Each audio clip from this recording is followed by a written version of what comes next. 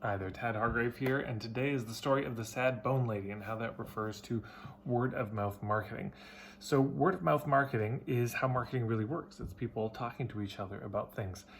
People are always talking about things, and there are some events that people get together to talk about things. So for example, this was a dog festival, and at this dog festival there was a woman, she told me this story at one of my workshops, and she sold kiln-dried bison bones.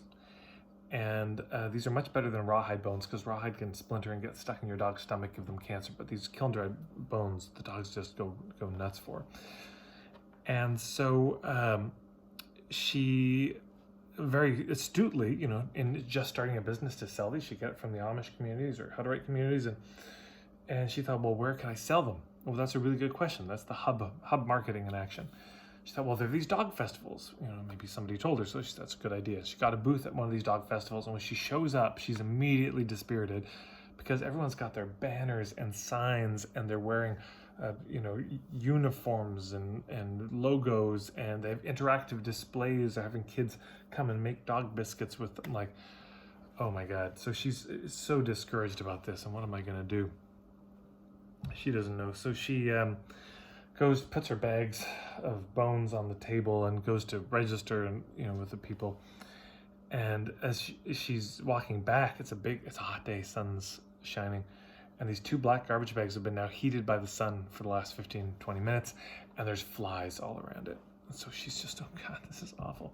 Pulls the table with the bones back into the tent where it'll be in the shade so it won't attract the flies.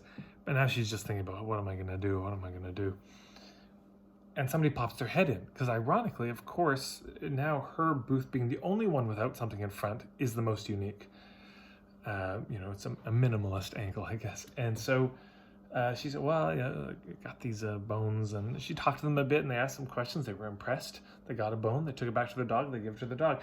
Now their dog loses their mind on this bone. And people are walking by saying, oh, what's that? And she said, oh, it's a kiln-dried bison bone. Wow, where'd you get that? Your dog seems to really love it. Oh, from the sad bone lady over here. Anyway, so by the end of the festival, she was completely sold out. There was a huge lineup out in front of her place and around. She sold out of every bone she had. So what is the word of mouth lesson in this? Well, there's a couple. There's three, I would say, laws of word of mouth. Number one, you want to make it remarkable. Number two, you want to make it easy. Number three, you want to make it worthwhile. And this one really nails the first two, because the third one doesn't matter as much as we think it does. There's a whole video from a workshop I did in Edinburgh. You can check out that. I'll put the link below. But the main thing is, it was a remarkable product. The dogs loved it. Yeah, it's healthy, it's good for the animal, the dogs really loved it, so it's remarkable. It's not one of these things you get for a dog and then the dog just lets it sit and ignores it. Number two, it was easy. Easy to what? Easy to share the word and easy to spread the word about it. Why? Because you're at a festival and it's so easy to just point and say, it's over there, that's where the booth is. So you want to make it very easy for people to spread the word, and by being at these events, that can make it much easier.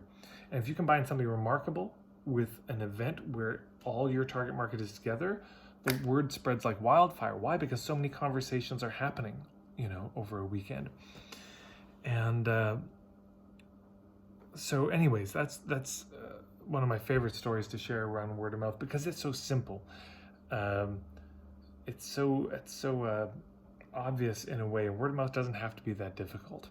So if you have any stories about word of mouth, I'd love to hear them. If you have any questions about word of mouth, I'd love to hear them. I'll put links to some videos below with other thoughts about word of mouth.